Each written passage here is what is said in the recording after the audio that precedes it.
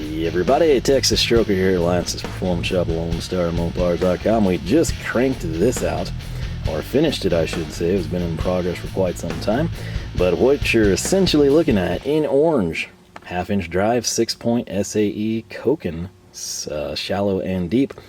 In front on the green, we've got metric 6-point shallow and deep. So half-inch drive on both sets, basically 10 to 22. In the back, we're going 3/8 to inch and an eighth, kind of. Not quite symmetrical sets, but we can work on that as funds allow. And what we've got going, we had to cut these down to 13 inches. That's all we've done. Nothing like crazy custom on them, right? Just orange and green currently, as of recording this video, only available in 18-inch configurations. No 13, no 8, no magnetic, none of that stuff. So we're just kind of saying, hey, you know, we need 13. It was better use of my space than 18. So we're making them. Where we're at, again, what we did here, I'm kind of trying to keep it relatively simple. While we could do crazy stuff on half-inch drive, going much larger, I'm kind of rolling with this in the cart. And I don't want to like overpopulate it with crazy stuff. We can keep jumbo sockets elsewhere, you know, like the main box. Keep in mind, we also have our impact sockets, which will come in handy for overlap. One of the things that we did with impact sockets is right here from Capri. Pay no attention to the green. That was me experimenting. And this sucker, I've actually foam filled it. These came in pretty beat up, sadly. But if we take this little plastic cover off, these are here. I'm always on the fence about quarter drive needing an impact socket. It's kind of just a safety thing, and I don't mean that like from torque and shattering. It's more so like chrome peeling. And we got these for a stupid good price. If you haven't seen that video, go back, check it out. I believe it was Zorro Tool Haul 4 or 5, somewhere maybe in there. Who knows? Maybe 3, I don't know. But it's 4 all the way up to 15, and that's important. 4, 4.5 up to 15. This would be a great solution. Right here, this is currently our quarter drive chromies, and you can see this little MTS friction peg goes 4 to 14.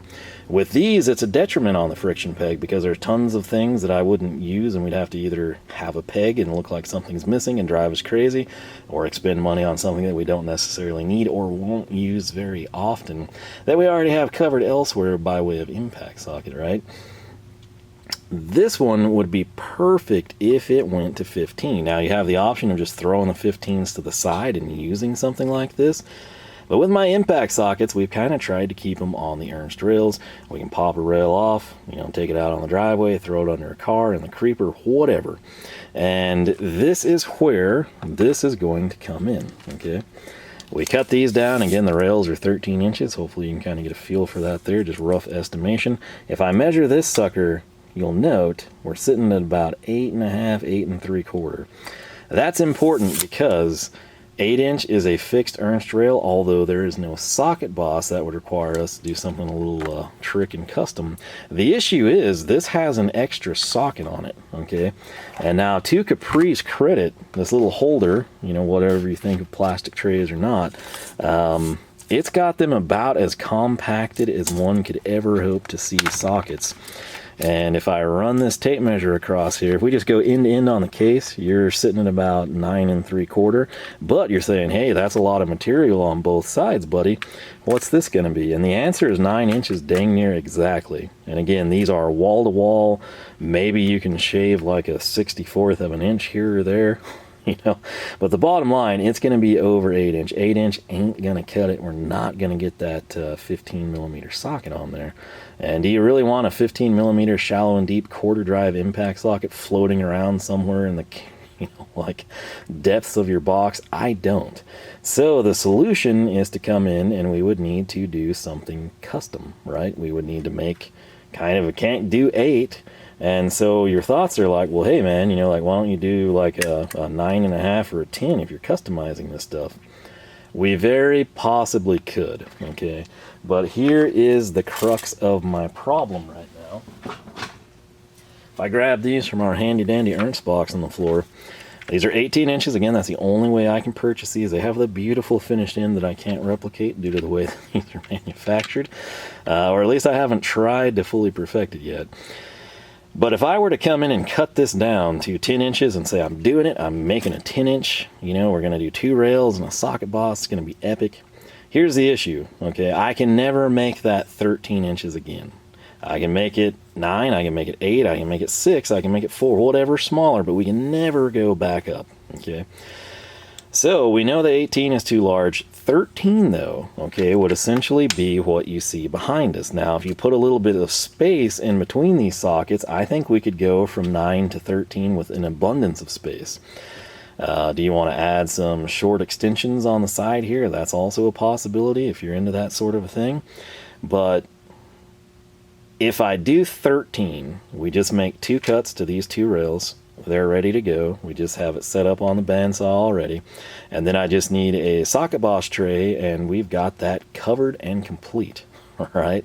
So that's kind of what I'm thinking. And then if we do decide, like, hey, if I cut this down and made like a 10 or even a 12-inch socket boss, we'd free up enough space to like fit this side by side or have 3 or, you know, whatever it might turn out to be.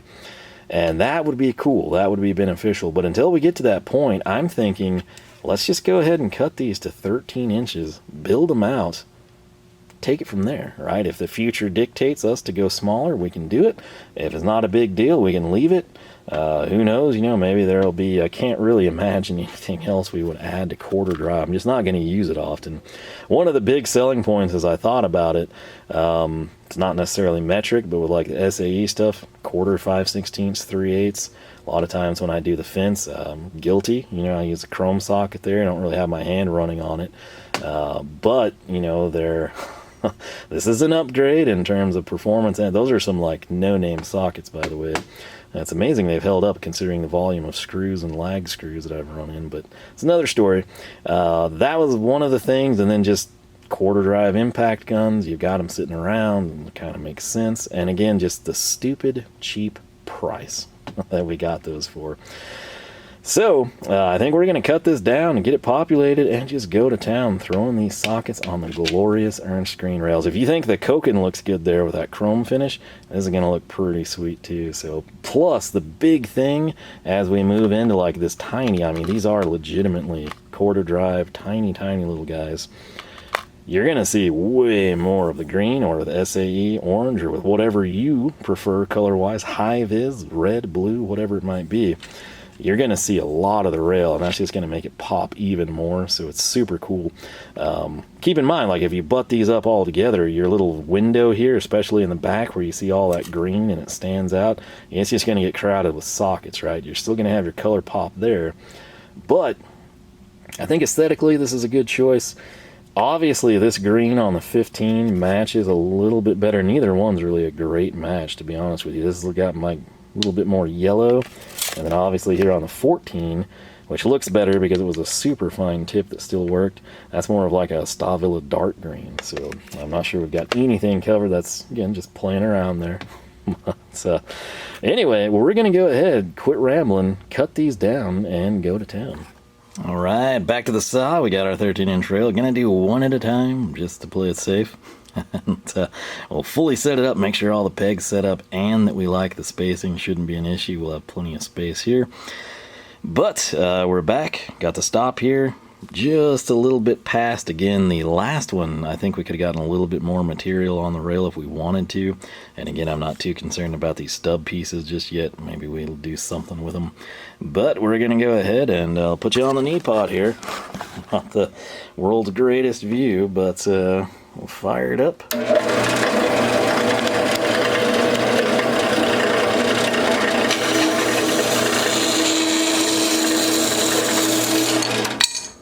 And it's that easy. Much easier if you have both hands. But there's our scrap pile. There's the rail. That other piece is not from this project, don't worry.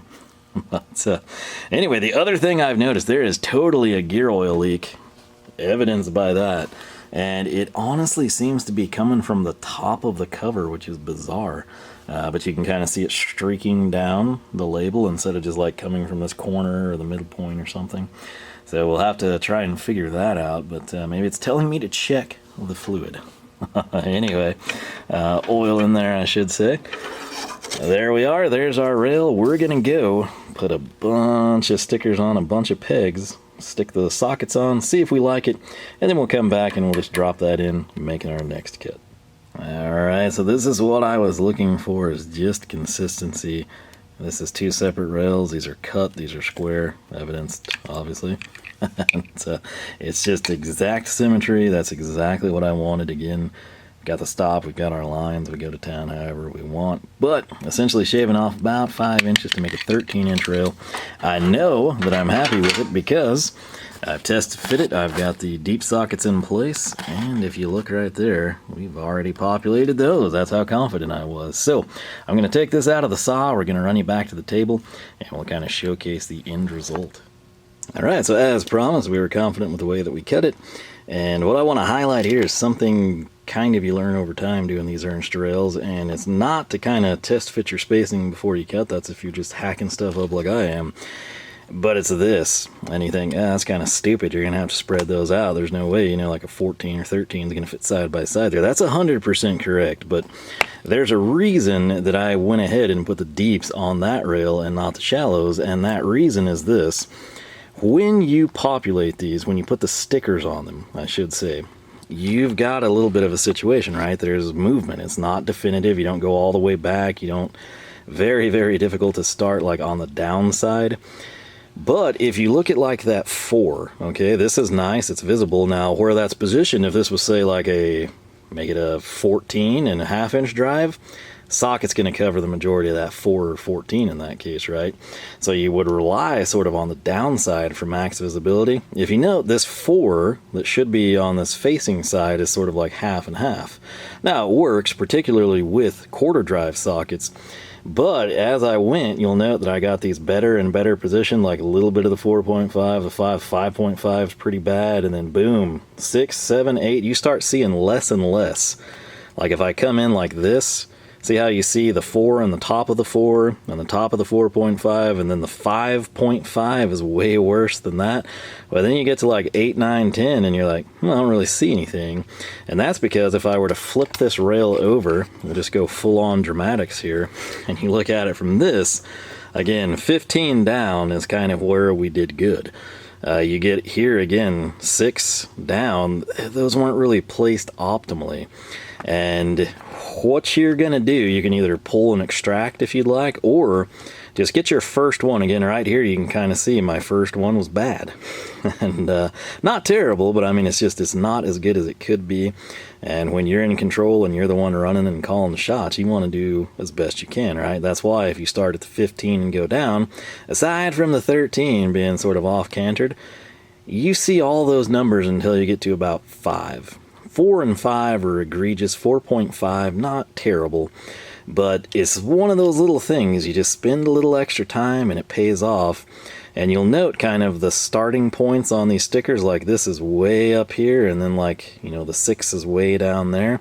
8's much higher. Obviously the 6 and the 7 out of order. My apologies. We can take care of that. But the tip is this. Stick these things together. Slide them down, whether it's a blank rail and you're just plugging the pegs on, or if it's fully populated, just slide them all together, mash them up, and that once you get, maybe it takes you until 6 or 7 to get it like perfectly placed, use that then as your guide stone, right? Your mark, your line to put all the other numbers.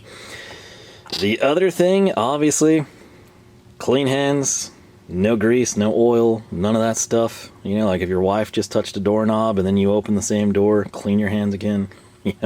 Whatever you can do to give these labels the best chance to adhere, okay? I've had times where I think I've done everything perfect and these things are lifting in like 2 weeks.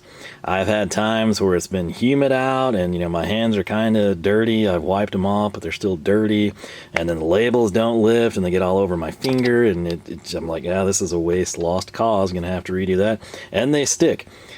I don't know the secret. There's times that I've done heat. I've had several of you also have the same issues, and you're like, heat gun works well. With a heat gun, you got to be really careful. Low heat only. You will singe these. You will literally burn them. Ask me how I know. Again, I tell you this for your benefit. But once you get like in a groove here, typically when I have these labels lift, they're problematic from the get-go.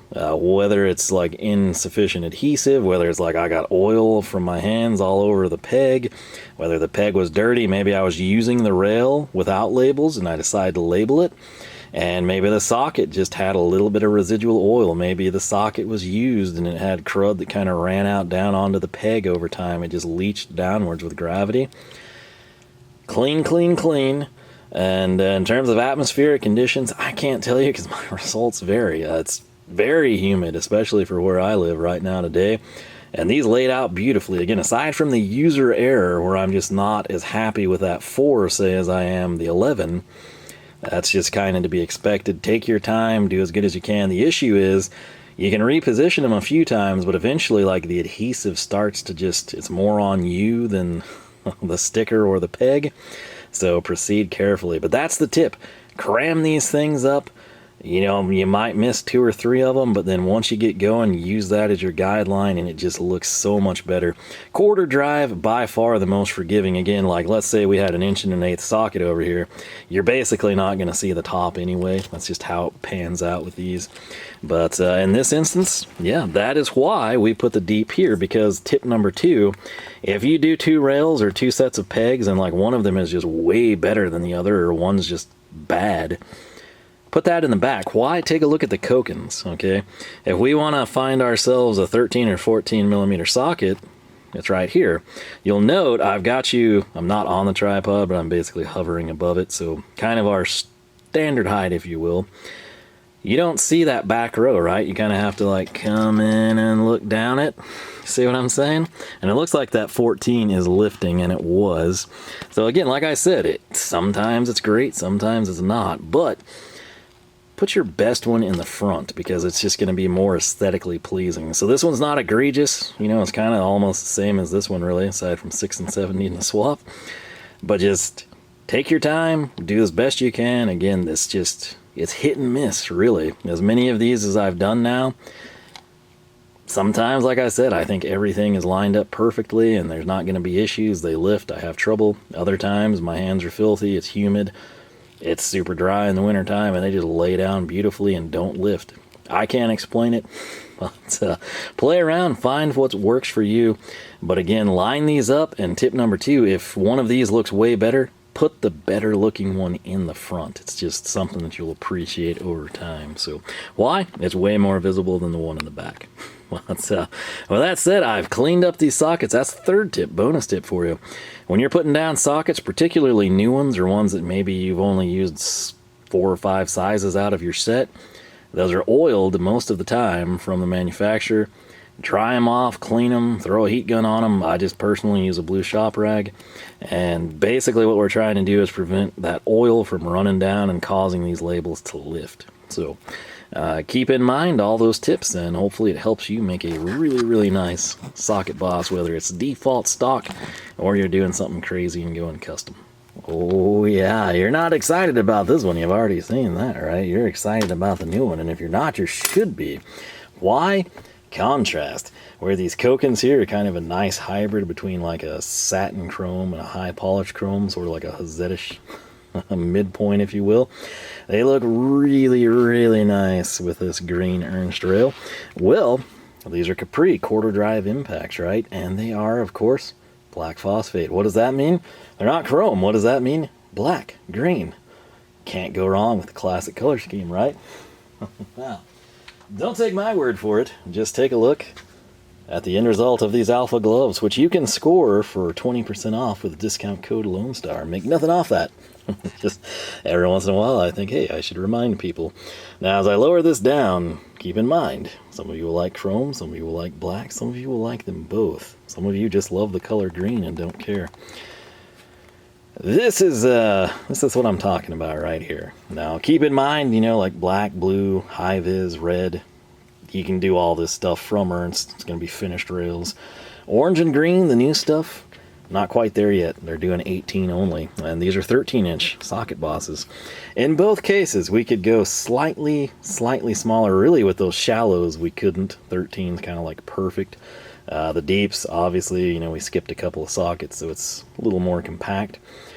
Right here, I absolutely could 100% get this thing compacted, right? I mean, if we wanted to, we could nail this thing down to about 9 inches. So, I mean, essentially, you know, from this point, you'd need, of course, your little keyhole and tab and everything, but we could shave it down to right here if we wanted to. My only issue there is that means I have to cut down the socket boss tray, and I can never restore that to 13 inches, so everything is going to have to forever be that size. What if we have Torx bits, okay? Whether they're socket or standalone, one-piece machining, whatever they may be. And what if it's a set that fits perfectly there, but I'm like, you know what, all of a sudden, seatbelt bolts aren't T50, they're T55. And I'm like, dadgum, I need a T55. Well, I can't go bigger, right? That's going to be a problem. I mean, we could, but it would involve a lot of Frankenstein and stuff that we kind of would have already had before we demolished it. So this just seems like the smart thing to do here. Since it's past the 8-inch mark, and since it's a situation where, now, like I said, I don't really envision myself adding anything to this. You know, maybe we find, you know, like, hey, you know, I'm burning through, I wear these 13s down or something. Maybe instead of waiting for Capri to send me one, I just buy some and I put them here. That's really the only thing. You know, like if we just know, like, hey, you know, I've got a project coming up, we're going to turn a ton of screws, we're going to, you know, round this thing out, it's going to be non-functional.